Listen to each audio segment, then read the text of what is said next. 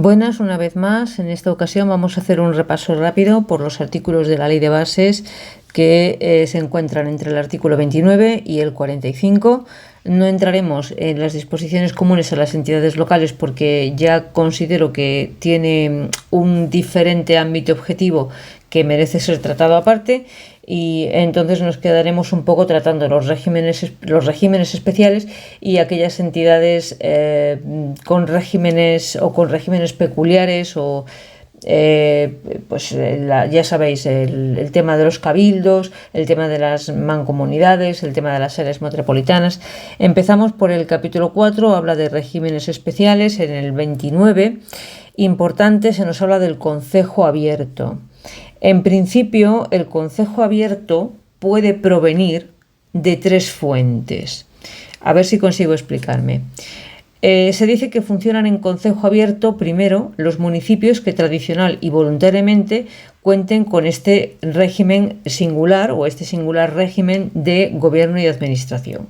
Este es el primero de los grupos, es decir, los que tradicional y voluntariamente desde hace muchísimos años ya funcionaban en concejo abierto. Entonces, a estos municipios se les sigue aplicando, en tanto estén de acuerdo, se les sigue aplicando el régimen de concejo abierto. ¿Cuál es la segunda manera o la segunda vía por la que un municipio es posible que se organice mediante concejo abierto? Pues tal como dice aquí, aquellos otros que por su localización geográfica, la mejor gestión de sus intereses u otras circunstancias así lo hagan aconsejable. Bien, de momento tenemos dos. ¿Cuál sería la tercera? Para ello nos tenemos que ir al punto 4, infine, que nos habla de aquellos municipios que con anterioridad, se refiere a hace tiempo, no sé exactamente cuánto tiempo, pero creo entender, antes de la Ley de Bases, venían obligados por ley.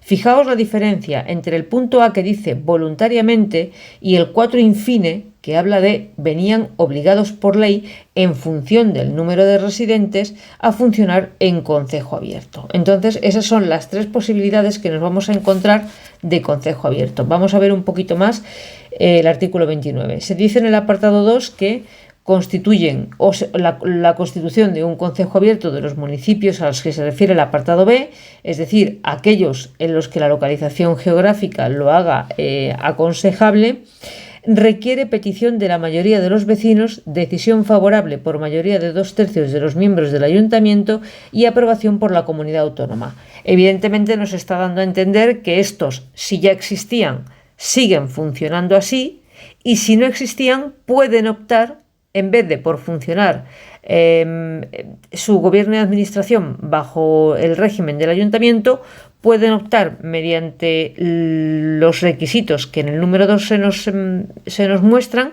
por la constitución de un concejo abierto.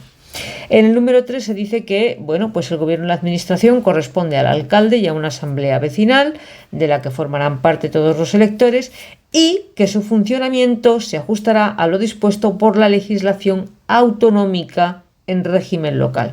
Y el número 4, pues ya os digo que es el que nos habla de esa tercera variedad o variabilidad de municipios que tradicionalmente, anteriormente a la Ley de Bases, ya venían obligados a funcionar como concejo abierto por el número de población. Lo que se dice aquí es que podrán continuar, es decir, es cierto que en un momento determinado vinieron obligados a funcionar así, pero ahora se les da la posibilidad de que continúen o no en régimen de concejo abierto si, tras la sesión constitutiva de la corporación convocada a la asamblea vecinal, así lo acordarán por unanimidad los 3 miembros electos y la mayoría de los vecinos. Bien, pasamos al título 3, que nos habla de la provincia. Artículo 31. Es la entidad local determinada por la agrupación de municipios con personalidad jurídica propia y plena capacidad de obrar para cumplimiento de sus fines. Ojo con la Constitución, que ya sabéis que hay esa pequeña discordancia donde se habla de las entidades locales como los municipios como entidades locales con plena capacidad de obrar, con capacidad jurídica plena, y las diputaciones se habla de ellas como entidades locales con capacidad de obrar para el cumplimiento de sus fines propios. Bien, son fines propios pues los de garantizar los principios de solidaridad y equilibrio intermunicipales y en particular dice asegurar la prestación integral de los servicios de competencia municipal y participar en la coordinación de la administración local con la comunidad autónoma y el Estado.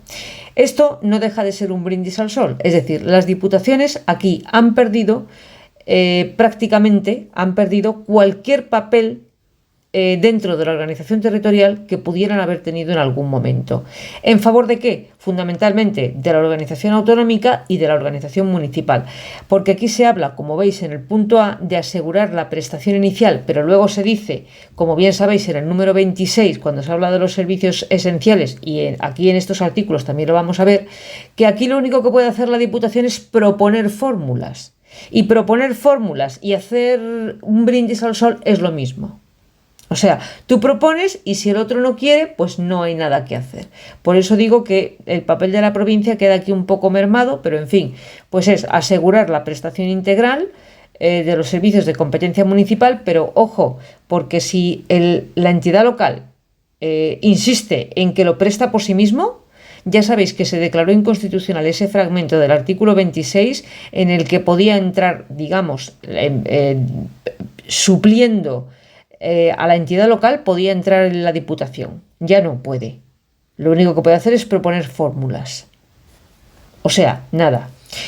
El número 3 nos dice que el gobierno y la administración de la Diputación pues corresponden a la Diputación, o sea, el gobierno y la administración de la provincia corresponden a la Diputación u otras corporaciones de carácter representativo. Vamos a ver la organización de la Diputación, artículo 32, se dice que se corresponde a las siguientes reglas, siendo órganos que existen en todas las diputaciones, presidente, vicepresidente, junta de gobierno y pleno. ¿Veis aquí la diferencia fundamental con los municipios, no? La junta de gobierno. Aquí siempre hay junta de gobierno, aunque sigue siendo, al igual que en el artículo 21, 22, no recuerdo el número, pero vamos, cuando se habla de la junta de gobierno en los municipios, sigue siendo un órgano de asesoramiento y no como en los municipios del título 10, donde es un órgano pseudopolítico, por no decir político, que tiene capacidad decisoria y potestad reglamentaria. Bien. Asimismo, se dice que existirá en todas las diputaciones órganos que pues tengan por objeto el estudio, informe o consulta de los asuntos que han de ser sometidos al Pleno. Esto es lo que toda la vida de Dios se ha llamado una comisión informativa en un municipio. Vaya, que antes de convocar el Pleno, pues los asuntos tienen que pasar por la comisión informativa. Así como el seguimiento de la gestión del presidente, de la Junta de Gobierno y de los diputados. Pues esto está dentro de las competencias de control del Pleno, así que tampoco vamos a extendernos demasiado. Dice el número 3 que el resto de los órganos complementarios de los anteriores, lo que nos hace pensar que los anteriores son esenciales y no complementarios, o principales y no complementarios, es decir, el resto que no son los anteriores, que son esenciales, son complementarios. Se establece y se regula por las diputaciones, que no obstante, ahí pueden entrar las leyes autonómicas a establecer una organización provincial complementaria. Otra vez, vuelve a tener que ceder aquí terreno la Diputación en favor de la normativa autonómica. No entiendo exactamente muy bien por qué, si entra el Estado en una ley de bases a regular la provincia, que es el ente básico, como nos dice aquí en el 31, es la entidad local determinada por la agrupación de municipios con personalidad jurídica propia y plena capacidad de obrar para el cumplimiento de sus fines, es decir, si es un órgano con finalidad puramente instrumental para el Estado, no sé exactamente dónde se vulnera, si aquí no mete las narices la comunidad autónoma, no sé exactamente dónde se vulnera la competencia o la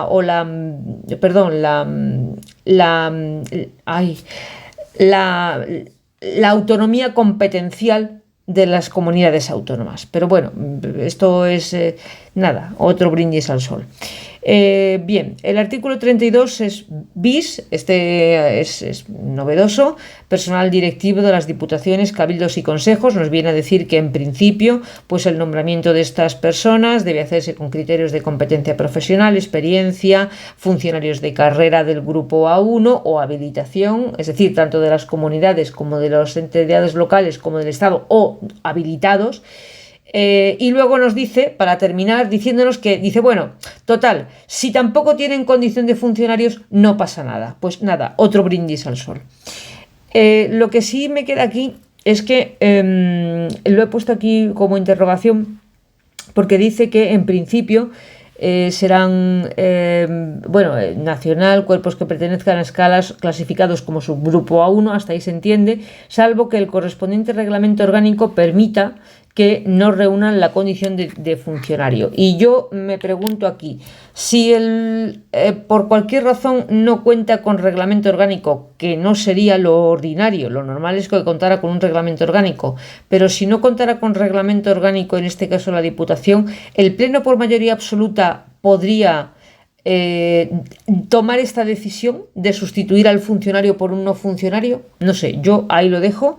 A mí no me queda muy claro. Yo prefiero pensar que las diputaciones tienen todo su reglamento orgánico y que por ende por ahí está la solución. Artículo 33, bueno, pues corresponden al Pleno. El Pleno está constituido por el presidente y los diputados y corresponde al Pleno pues funciones muy parecidas a los del municipio, no iguales, pero muy parecidas: la organización de la Diputación, la aprobación de las ordenanzas y de los presupuestos, la aprobación provisional de las cuentas, los planes de carácter provincial. Esto sí que es específico, porque estos planes sabéis que luego van como anexos al presupuesto, o deberían ir anejos al presupuesto de las entidades locales.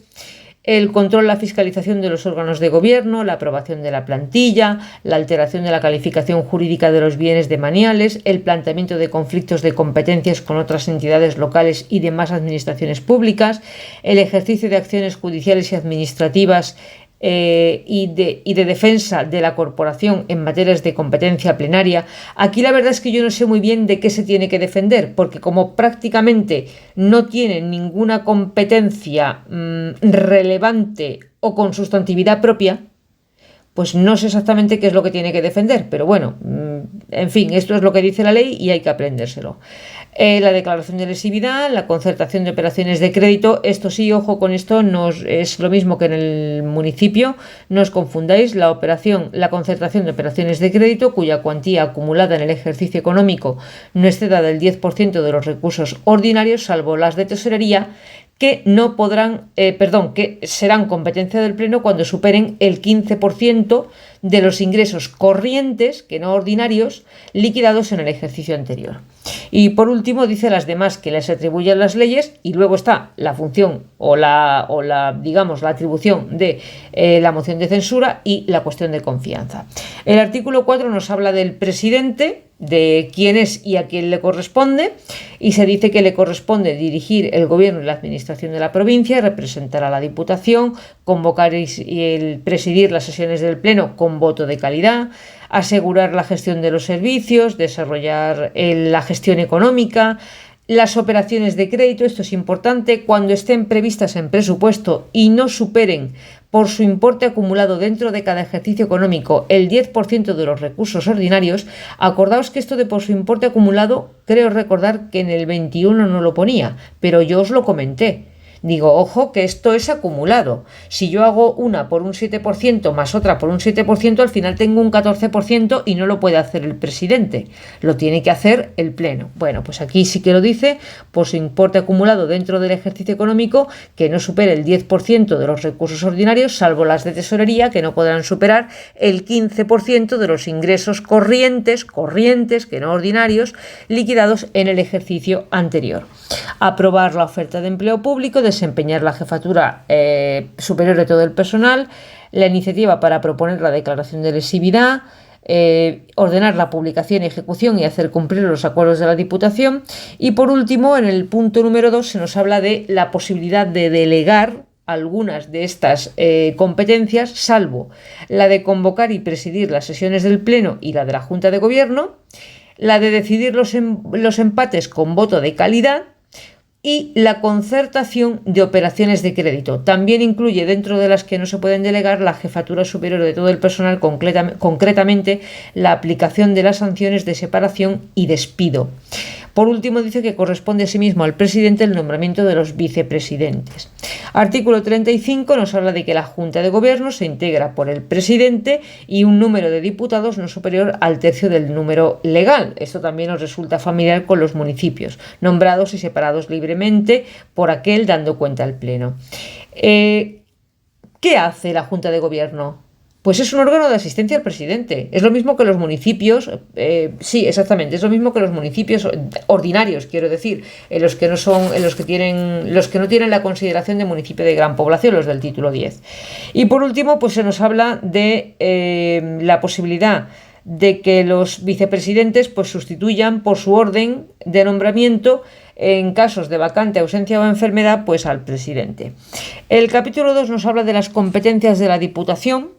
Bueno, pues son competencias de la Diputación las que les atribuyan, en este concepto, las leyes del Estado y las autonómicas. Es decir, las competencias tienen que venirle atribuidas por ley, por el Estado o por la autonomía. Fijaos un poco el paralelismo, que no quiero que penséis que es lo mismo, pero el paralelismo con el 25 de la propia ley de bases. Dice, y en todo caso, las siguientes. Vamos a ver, aquí sí que no es que diga que en todo caso las ejercerá como propias, no. Aquí se dice que en todo caso ejerce las siguientes competencias. Aquí sí vale ese criterio del artículo 25, que yo decía que en el artículo 25 no valía, que es donde yo siempre tenía enganchones con los secretarios, porque me decía, no, es que como aquí dice que en todo caso ejercerán como propias las siguientes competencias, es que las tiene el municipio. Digo, no, las tiene si las tiene. Si no las tiene atribuidas por ley, no las tiene.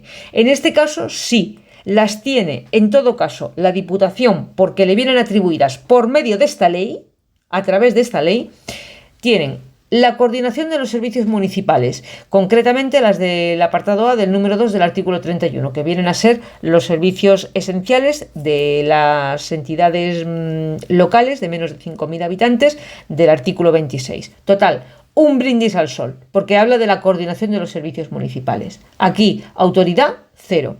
La asistencia y cooperación jurídica, económica y técnica, sobre todo en aquellos municipios de menos de 1.000 habitantes. Otro brindis al sol, autoridad, cero.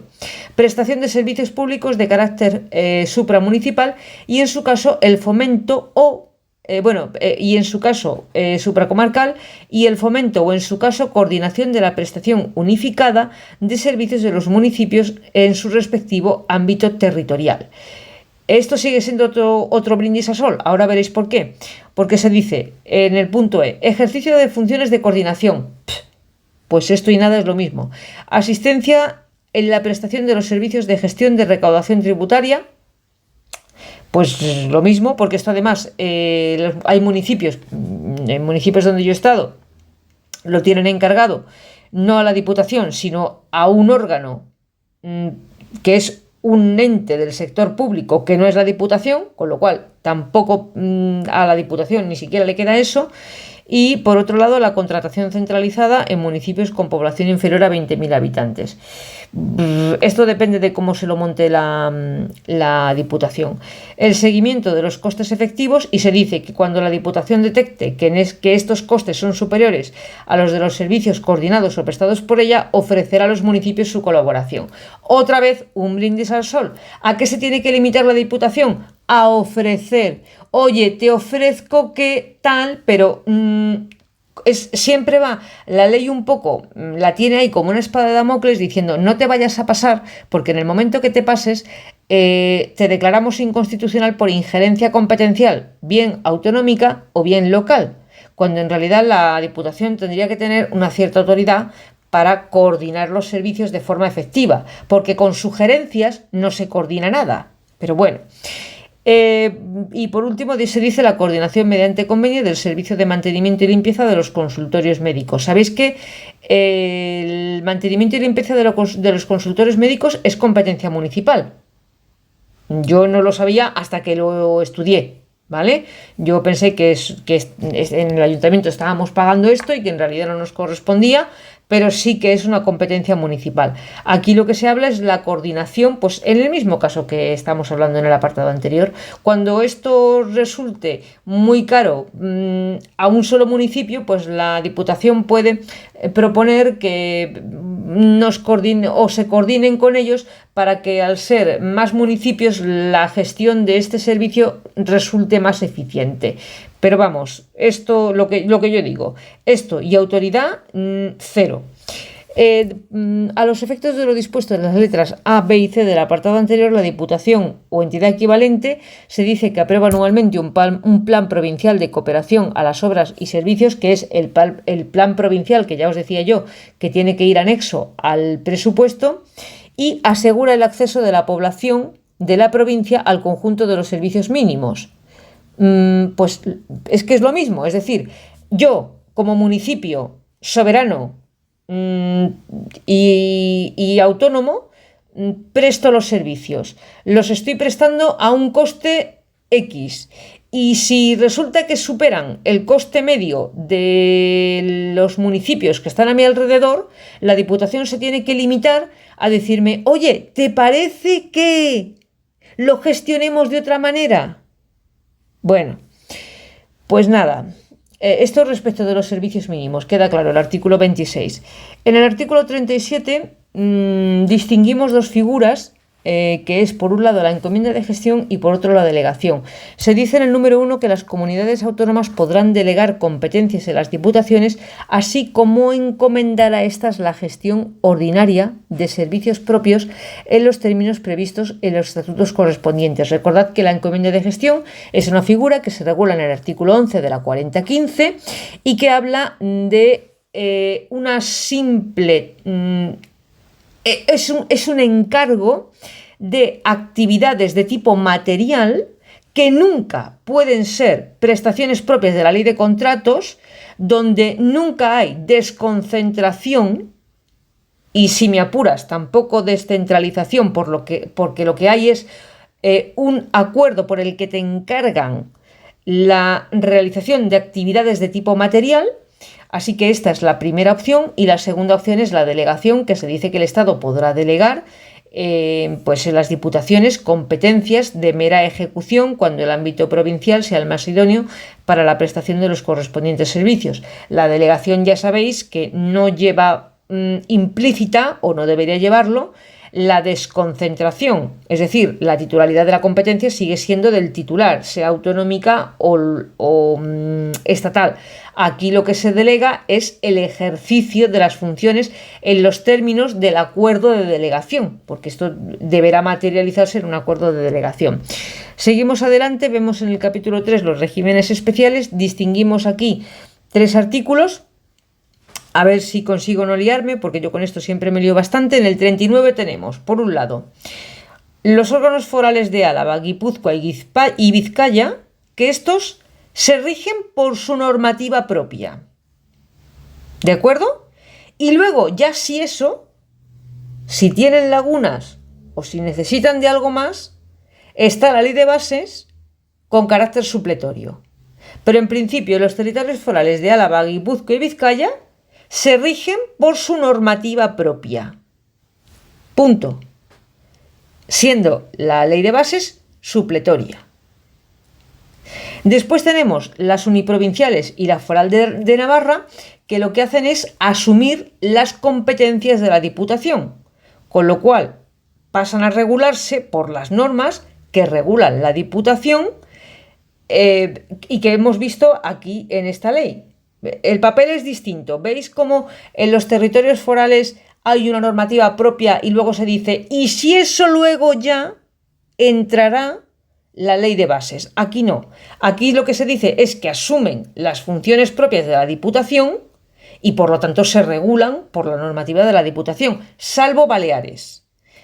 Porque Baleares se podría decir que prácticamente ha finiquitado la figura de la Diputación mediante la redacción de las últimas redacciones, o de la última que yo conozco, del Estatuto de Autonomía, en virtud del cual prácticamente la Diputación desaparece. Y luego tenemos en el artículo 41 regímenes insulares, varios, tenemos 2 canarios y 1 balear, que son los siguientes. Los cabildos insulares canarios. Los cabildos insulares canarios son órganos de gobierno y administración de cada isla. Se rigen por la disposición adicional 14ª de esta ley y supletoriamente por la normativa que se dicta aquí mismo para las diputaciones. Es decir, no siguen ninguno de los esquemas que hasta ahora hemos visto, porque se rigen en principio por lo dispuesto en la disposición adicional 14 y luego ya si eso supletoriamente entra la ley de bases. Esto los cabildos insulares canarios, que son un cabildo por isla. Bien, después tenemos también en Canarias las mancomunidades provinciales interinsulares, que estos órganos pueden, de hecho en algunos casos, alguna mancomunidad acoge más de una isla, sobre todo las de dimensiones más pequeñitas, no sé cómo expresarlo de otra manera, pero bueno, yo creo que se entiende bien, donde estas mancomunidades provinciales, digamos que de alguna manera se puede decir que han quedado como un órgano residual donde tiene exclusivamente funciones de representación.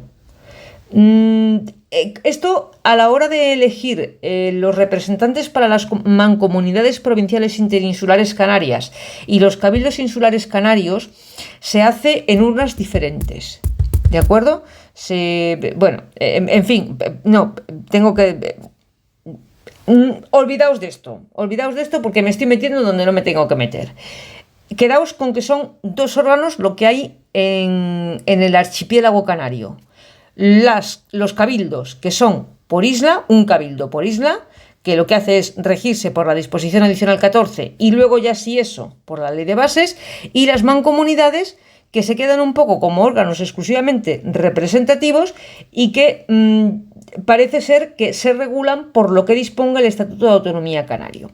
Y luego en Baleares tenemos los consejos insulares baleares, que no son lo que decía el artículo 40, el régimen de las uniprovinciales y de la foral de Navarra, y luego la comunidad autónoma balear, que dice que se rige en los términos de su propio estatuto. No estaba hablando de diputaciones ni de órganos similares a las diputaciones, como en el artículo 40, sino que los consejos insulares baleares, a los que son de aplicación las normas que en esta ley regulan la organización y funcionamiento de las diputaciones, asumen las competencias de las diputaciones, pero no son diputaciones, ¿vale? Es un órgano que se llama Consejo Insular Canario y que además viene regulado por el Estatuto de Autonomía. Por eso yo decía que la última redacción del Estatuto de Autonomía Balear prácticamente viene a eliminar las diputaciones. Las elimina y deja en su lugar a los consejos insulares, que se regulan por lo dispuesto en esta ley para las diputaciones y por lo dispuesto en el Estatuto de Autonomía. Bien, otras entidades locales. Distinguimos fundamentalmente la comarca, las áreas metropolitanas y las mancomunidades. Yo las distingo fundamentalmente comarca y áreas metropolitanas, y por otro lado las mancomunidades. ¿Por qué? Porque la última es una manifestación de la potestad de autoorganización de las administraciones públicas, mientras que la primera y la segunda, es decir, las comarcas y las áreas metropolitanas, son una manifestación del poder de autoorganización de la comunidad autónoma. Dicho de otra manera, vamos a ver las comarcas en el artículo 42. Las comunidades autónomas podrán crear, ya veis aquí la iniciativa. Las comunidades autónomas podrán crear en su territorio comarcas u otras entidades que agrupen varios municipios. Siempre, claro, la iniciativa se dice que también podrá partir de los municipios y, por supuesto, necesitará el consentimiento de los municipios en un porcentaje que se determina perfectamente en el artículo 42. Pero de entrada es aquí la comunidad autónoma la que juega un papel principal, además del hecho de que la regulación jurídica de la comarca se entenderá remitida a la normativa autonómica. Esto viene de determinadas comunidades autónomas que tienen gran tradición en el tema de las comarcas y que lo de las diputaciones como que no les termina de encajar. Y entonces se ha intentado primar en estas comunidades autónomas el papel de las comarcas por encima de las diputaciones. Y se ha conseguido. porque como habéis podido ver en las diputaciones, en los artículos anteriores, la Diputación, las funciones de la Diputación y un brindis al sol es lo mismo, o sea, nada. De otro lado tenemos que ya el punto 3 dice que las leyes autonómicas, bueno, pues designarán el ámbito territorial de las comarcas, la composición y el funcionamiento de sus órganos de gobierno. Pues lo que yo os había dicho, que esto se regula por normativa autonómica. La creación de comarcas, esto sí es importante, no podrá suponer la pérdida por los municipios de las competencias para prestar los servicios enumerados en el 26, ni privar a los mismos de toda intervención en cada una de las materias enumeradas en el apartado 2 del 25. Es decir, ni te pueden quitar las competencias del 26 porque son tuyas, porque son esenciales, ni te pueden, ni te pueden quitar los del 26, ni te pueden privar de las que tengas atribuidas por ley a través de la fórmula del artículo 25, ¿vale? Las áreas metropolitanas, pues yo a estas alturas todavía no sé muy bien para qué sirven, pero bueno, algún día probablemente, si vosotros me ayudáis, conseguir entenderlo. ¿Veis otra vez cómo empieza el artículo? Las comunidades autónomas. Otra vez, la primacía autonómica. Las comunidades autónomas, previa audiencia de la Administración del Estado y de los ayuntamientos y diputaciones afectados, bueno, pues podrá, mediante ley, crear, modificar o suprimir áreas metropolitanas, que son entidades locales integradas por los municipios de grandes aglomeraciones urbanas, entre cuyos núcleos de población existan vinculaciones económicas y sociales que hagan necesaria la planificación conjunta y la coordinación de determinadas obras y servicios. Yo esto no lo termino de entender, porque cuando tú necesitas... Que sepáis que actualmente la única área metropolitana que yo conozca en territorio español es el área metropolitana de Barcelona. Cuando entre Barcelona y Badalona, que constituyen área metropolitana, necesitan hacer una obra de conexión, yo que sé, una carretera, por ejemplo, o la instalación de la fibra óptica, pues ahí ya os digo yo que esto se hace por contrato administrativo. No sé yo muy bien qué papel pinta o qué representa ahí el área metropolitana, pero bueno, si alguien tiene a bien explicármelo, pues se lo agradecería. Por último tenemos las mancomunidades, donde ya os he dicho que ya el comienzo del artículo es completamente diferente, donde dice que se reconoce a los municipios el derecho de asociarse con otros en mancomunidades para la ejecución común de obras y servicios determinados de su competencia. He aquí la potestad organizativa o autoorganizativa de las entidades locales. Estos, ojo, no podrán ser prestaciones en ningún caso, prestaciones propias de la ley de contratos. Las mancomunidades tienen personalidad y capacidad jurídica propias para el cumplimiento de sus fines y se rigen por sus propios estatutos. ¿Veis cómo vuelve a dejar fuera la comunidad autónoma? Sus estatutos, aunque luego los estatutos, claro, tengan que venir aprobados, se dice, los estatutos determinarán el ámbito territorial, el objetivo, competencia, órganos de gobierno, recursos, plazos de duración y cuantos otros órganos extremos o extremos, no es mi día, sean necesarios para el funcionamiento. El procedimiento de aprobación de los estatutos, ¿veis? Retrotrae de nuevo a las autonomías. Pero al menos aquí no se empieza con las comunidades autónomas podrán, sino que se empieza diciendo, más o menos, en virtud de la potestad de autoorganización de las comunidades de las entidades locales, estas podrán conformar mancomunidades, que luego la aprobación de los estatutos, que se rigen por sus propios estatutos, lo que ocurre es que la aprobación de estos estatutos y el contenido más o menos, para que tengan vamos a darle el privilegio de la duda, ¿cómo se dice? El beneficio de la duda, para que no sean dispares las mancomunidades dentro de una misma comunidad autónoma grande. Por ejemplo, yo me estoy imaginando ahora mismo una comunidad autónoma grande tipo Castilla y León, tipo Andalucía, donde se creen mancomunidades para que no sean muy dispares entre unas y otras, pues entra ahí la normativa autonómica diciendo, oye, pues que los estatutos tengan ciertas similitudes. Y por último dice que podrán integrarse en la misma mancomunidad municipios pertenecientes a distintas comunidades autónomas, siempre que los permitan las normativas de las comunidades autónomas afectadas. ¿Veis de nuevo cómo aquí sí que van restando al campo autonómico, bien, bueno, pues de momento se va a quedar ahí porque ya si no tendría que entrar en el título 5 y esto ya... sé que aquí se habla de las ordenanzas, sé que aquí se habla del régimen de funcionamiento de los órganos colegiados y tal, pero ya entraría también las disposiciones comunes a las entidades locales y creo que ya habría que tocar junto con ello ya los artículos 63 y siguientes. Y por eso prefiero dejar este vídeo más corto.